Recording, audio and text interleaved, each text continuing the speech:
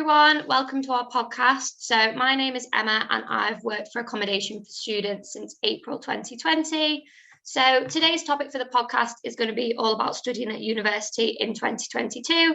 So I'm joined by four other people today. So firstly, we've got Francis. Hello Emma, how are you? I'm good, thank you. How are you? Not too bad. Well, I've been working with AFS over a year now. It's been a fantastic journey. I'm looking forward to this podcast today. Perfect. And then we've also got Rhiannon. Hi, I'm Rhiannon and I'm at uni in York. And then we've also got Zoe. Hi, I'm Zoe and I study English at the University of Birmingham. Sophia. Hi, I'm Sophia and I study criminology at the University of Bristol. Okay, so thanks guys. So the first thing we're going to kick off about is what you kind of most enjoy studying at university. So what's your favourite thing? So I'll just throw this out to Zoe if you want to kick off with that one. Yeah, I think this year it's been like the social aspect. It's so nice to like go back into seminars with your course friends and like be able to work in the library and other study spaces together, which is something that we kind of missed out on last year. So it's really nice. Yeah, that's so true. I couldn't agree more. It's been so nice to be back at the campus. I really like my campus. I don't know about other people, but there's something quite nice about studying in London, especially in central London. And when we're surrounded by parks and trees and so on, it's a good leisure space as well. I didn't have that last year, of course, when I was just staying at home. So it's much better to be on campus and to have access to all the libraries, and but to see friends in person, I think is really magical after such a long time. So yes. Yeah, I think for me, I'm really enjoying being able to go into a lecture theatre. I think that was one of the things when I came to uni that I kind of envisioned doing, and obviously not being able to do that last year. It's really nice this year to be able to obviously socialise with other people, taking your units and on your course rather than just seeing a blank screen when you're at home. And it's just nice. Yeah, I think like everyone said, just socialising with other people and being on a campus. Yeah, the same for me really. Like I'm in third year now, so I sort of got the typical uni experience during my first year in 2019. And I feel like I've finally got that back after all this time. I feel like I'm actually at uni again. So it's just really lovely to be able to have all that back. Yeah, definitely. I think going back to campus has been the most important thing. And for me, I did my English undergrad and obviously COVID hit during that. And when I did English, I did about 9 hours contact time. Whereas now I'm doing my master's and I'm doing marketing. So it's about 15 hours. So I feel like it's been quite nice because when we've come back onto campus, I've had more contact hours. And then like after not seeing, classmates and course mates for maybe 1.5 years of university now to kind of see everyone. And in my first semester, we were in every day. So you'd see everyone every day. And that was really nice and really kind of social. So just to move on to kind of like the next topic. So what has changed the most since kind of you started university? So I'll just throw this out to anyone who wants to talk about that. I think for me personally, I feel like since first year, I've become so much more independent. So I can really handle the university experience better than I definitely could in first year. In first year, we were in halls and we were looked after by the uni so much. And now I'm completely out here on my own. I've got a job. I know people who just live in the city who don't go to uni. I'm so confident with all the housework and things like that. I just feel like an actual adult now, and I feel like the pandemic did help transition me to this point. And now, obviously, uni is back to normal again. I just feel like just got such a grasp of it in 2022. Zoe, I think, touched on it for some time, and Rhiannon as well. That we did have a sort of break in the middle. So it doesn't feel like a gradual change from the beginning of our university experience to now to my third year. But rather than we had a normal beginning and then a black hole of nothing, essentially, and now we're back to sort of normal. So it doesn't feel like a change, but like a return to normality. But I definitely agree with Rhiannon that it is very much the case of growing up. And getting to experience everything as an adult, being far more independent. For me, for example, one of the biggest changes was learning how to cook properly. In my first year, I was a terrible cook. I think I survived mostly on pesto pasta and then store-bought stuff. But now, I think, especially thanks to COVID, I started cooking for myself, and I quite enjoy it now. So I think that's one of the only positive bits of COVID I can think of. But yeah, that was a big change for me. Yeah, I think for me the biggest change has kind of more been living alone or like in a house share, because in first year, obviously for last year for me, a lot of us, we were sent home from halls after Christmas. It was kind of advised not to come back when we were still in the lockdown, and so this year is kind of like the first full year of really living alone, obviously also managing going onto campus and the kind of time it takes to and from rather than just doing it at home. So I think that's been the biggest change for me, is kind of adapting to having uni life and a social life whilst also trying to make sure you can cook and you can clean and you're in a good routine. So yeah, it's a bit of a difference from last year, but it's a better difference in a way. Like, it's more enjoyable to actually be able to say, yeah, I can go into uni and yes, I can see my friends and join all these different clubs and societies. Yeah, Francis, what you were saying as well about like being in third year and having that gap in the middle. So I've never actually had to sit an in-person exam at uni because the first year was cut short, and then since then everything that was supposed to be an exam got changed into like a timed online assessment. So that was definitely a big change, and I also think that like certain schools at my uni are going to be keeping that going forward, which I guess is good if you're like me and exams really stress you out. But yeah.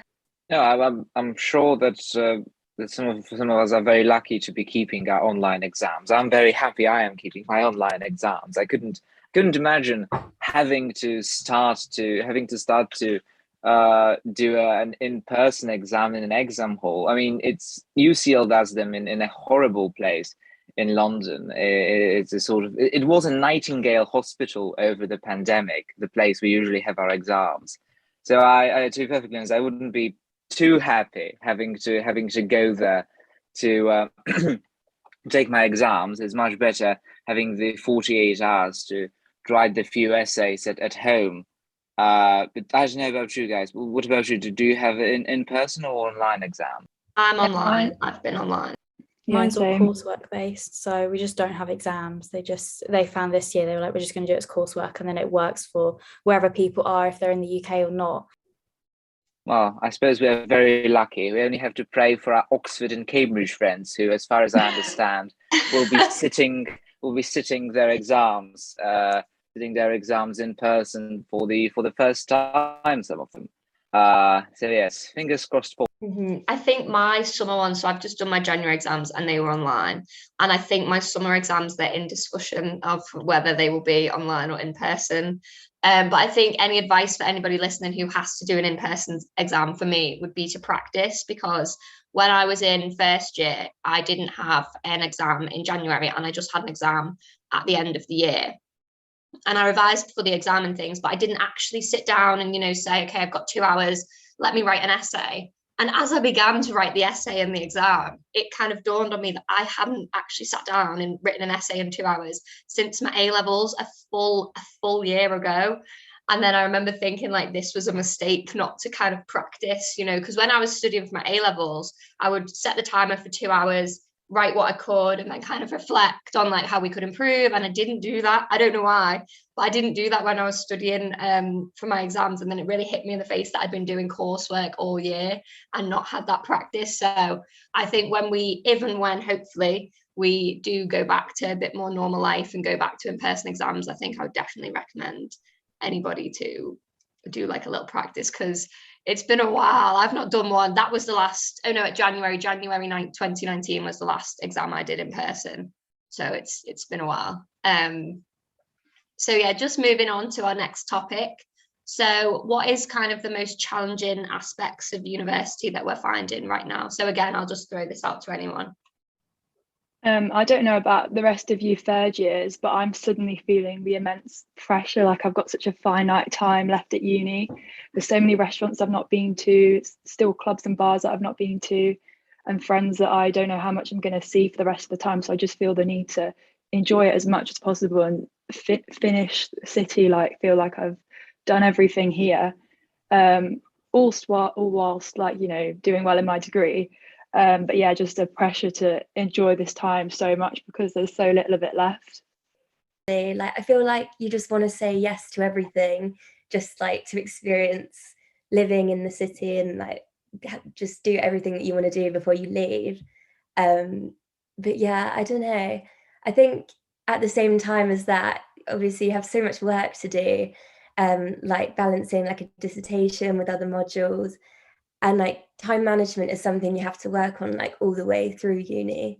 But I think because the dissertation is so independent, you kind of have to force yourself to do that work. Like if you have seminar prep, then you know you have to get that done like each week. But yeah, the dissertation's like all on you to plan.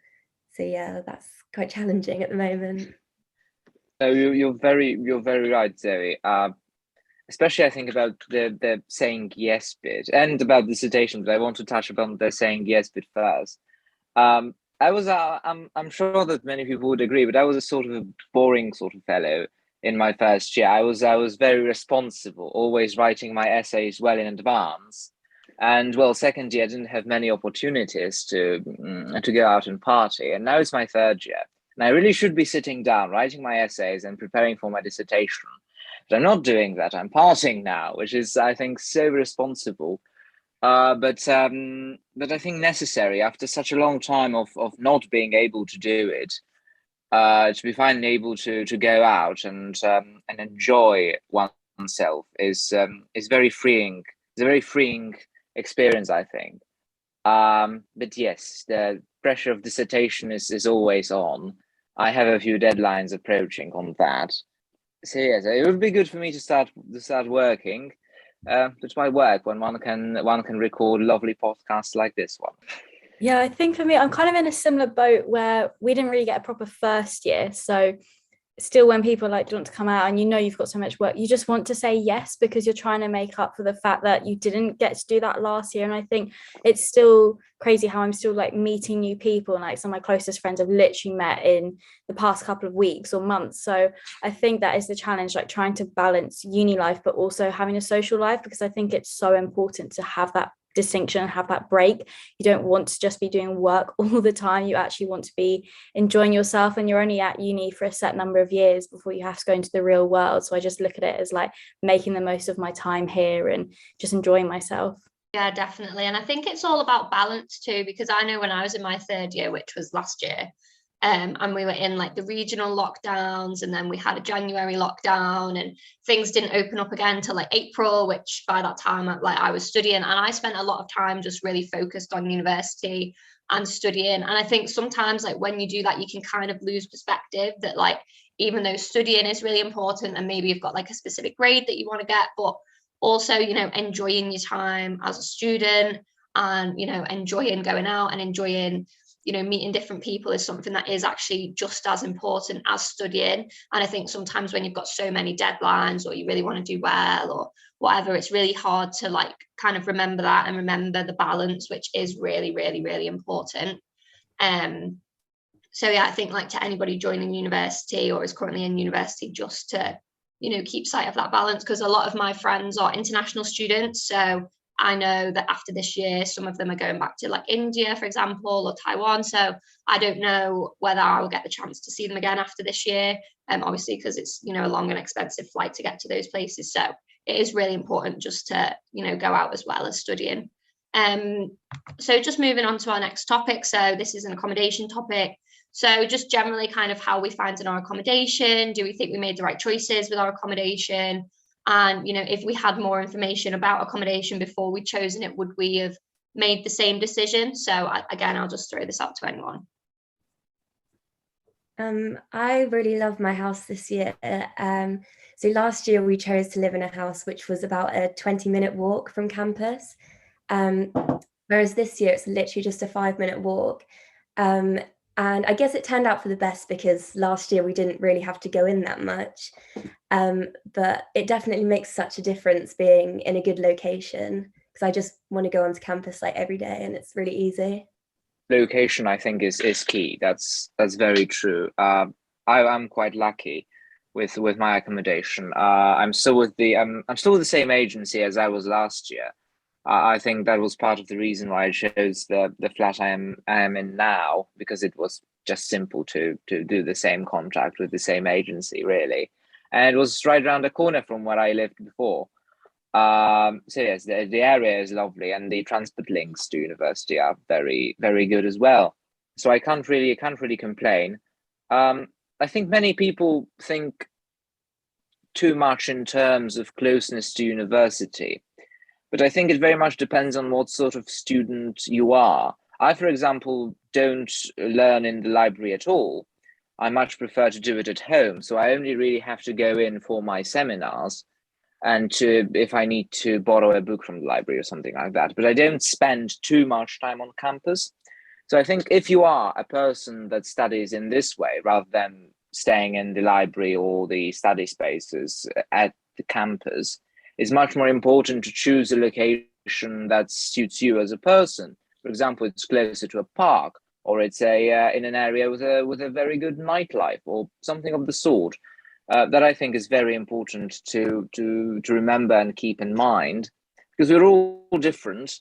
And I know that the prevailing bit of advice is to choose something as close to university as possible, but that can often mean that the choice will be a very expensive one, and sometimes it's better to be further away, a bit cheaper, and in a quieter area. I mean, I couldn't, for example, live near, say, King's College London. I know that some people would love to live nearby there, but it's such a busy area that for me it would be far too much to bother with.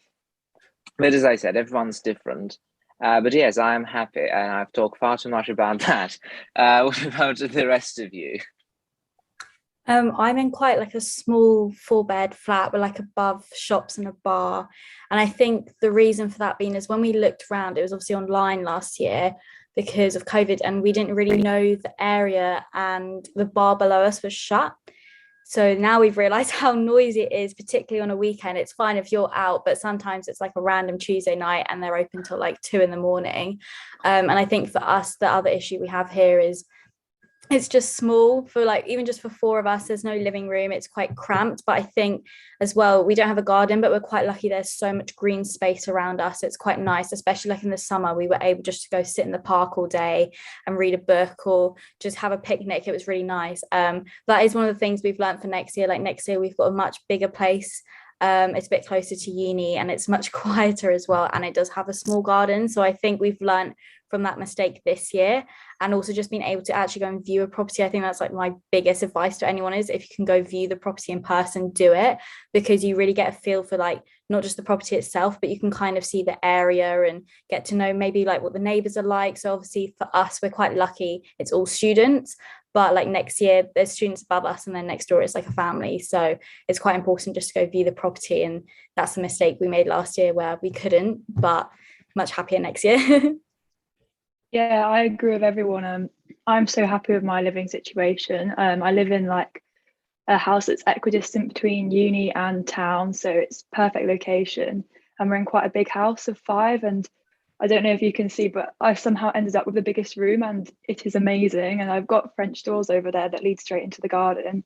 So we all had to isolate during COVID in the summer, and I could just wander into the garden whenever I got bored. But yeah, I think I totally agree with Francis. Like it depends on what you use as a person as to where you think you're best to live. So if you actually quite like working in coffee shops, maybe you actually want to live in town and a bit further from uni. I also live with still first year flatmates, which is I think it's a bit of a rare occurrence to still live with your first year flatmates at this point, but I'm so close to them all and it's not uncomfortable at all. I also was able to look around this house in first year, and we re-signed last year because we knew that like this was a good house. But looking around the houses is so important. I completely agree with Sophia. We looked around some houses that were horrific and they looked beautiful online. And we got there and there was mushrooms growing out the walls and stuff. And we wouldn't have known that from the photos. So definitely recommend looking around houses. Yeah, I think looking around is really, really important. And I think also sometimes knowing your options is the most important thing. And it's hard to know when the information might not be like directly available to you. But just going off the experience of my flatmate, we moved in together about Christmas time. And previously she's from Italy. So she just kind of signed up to the University of Manchester and we're on the same course. So she just thought that her only option was to go into university accommodation. And it's only as then like she met some more people and met me, and I was living in a different flat in town, and we kind of spoke some more, and she realized that, you know, what she was paying, she could pay the same to live in town, to live in kind of a more private flat, because at that time she was sharing with postgrads and undergrads, and it was like 7 people and, you know, like a standard student kitchen. And then she realized that for her money she could get something that was then just 2 of us in a flat in town.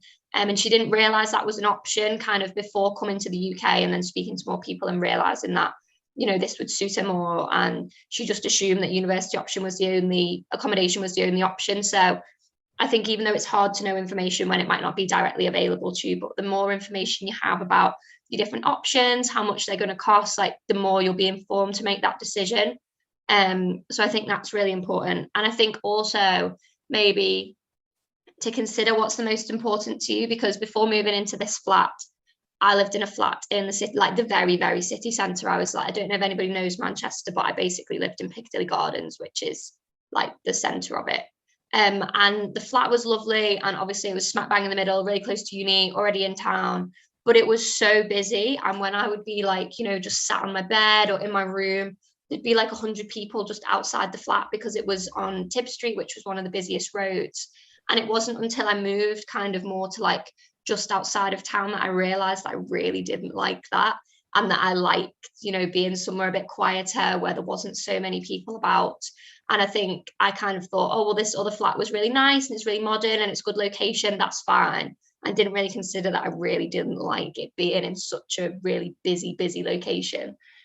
So I think, yeah, really like think about what's important to you as well, and don't force yourself to like something just because one thing is right or a few things are right. You know, really consider your options.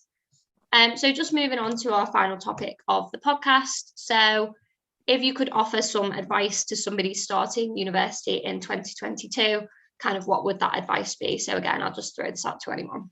I'd say take advantage of every opportunity that presents itself to you. It's your first year, the grades don't really matter. You have time to party, you have time to explore your city, and you have time to meet new friends, and take advantage of that. Because if you don't, something might happen in your second year. Fingers crossed, not another COVID, but something might happen, and you won't have those opportunities anymore. And I mean, you will have to focus more on your studies in second and third years. So first year, I think, is key. And it encapsulates the student experience, and it cements it for the entirety of your time at university. And if it's done right, it means that you will, I think, love your university time. So take advantage of everything within reason, of course. We don't advocate doing illegal things, of course. But yes, try everything and have fun. Yeah, I totally agree. And just to add to that as well, like definitely join a society or two.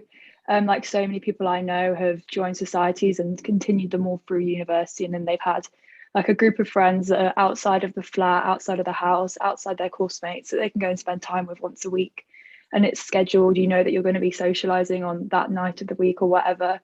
And it's just a completely different group of people that you probably wouldn't meet otherwise. And obviously you can then meet their friends as well, and it's just a whole other avenue for you to have new experiences and opportunities. So definitely recommend a society. Yeah, I think like we've spoken about, like your social network is really important, especially if you're in first year and you're moving somewhere new, like on your own. Just have to kind of put yourself out there and talk to people like on your course in societies, or even like your neighbours or your lecturers, or just talk to anyone, because like just having that support network is really helpful. Yeah, I was going to talk about societies as well. I was just going to say, like, be brave. I remember when I came to uni and I wanted to join a society, but I didn't know anyone else doing it. And actually, I just took that leap and just joined by myself. And you just meet a whole different group of people, and people have got a similar interest to you.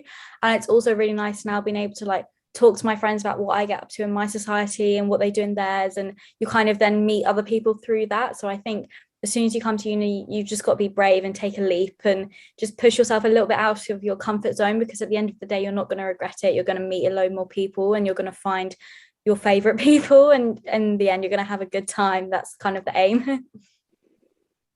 Yeah, I think putting yourself out there and being brave is like the most important thing.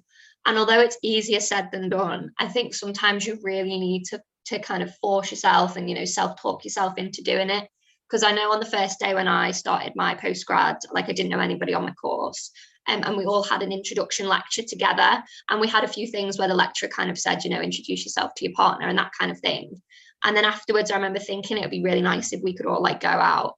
And I spent like most of the walk out of uni thinking like, I need to say something, I need to say something. And then I finally just went like, guys, like, shall we go to the pub? Like, shall we go to the bar and have a drink? And then everyone was like, oh, yeah, that'd be so nice. And then we all ended up bonding really well. And I think just because I then forced myself to, because I was nervous to say it in case they just went, oh no. But then kind of forcing myself to say like, you know, like I'd like to get to know everyone better, let's go to the pub, then meant that we then had that time to kind of bond and get to know each other. And that was really nice. And, you know, the people off my course are some of like my best friends, you know, this year in university. So I think it is just really important to kind of try as much as you can to step outside of your comfort zone. And, you know, like we've all said, like join societies and things like that. Yeah, sorry. I think it's especially important if you're an international student.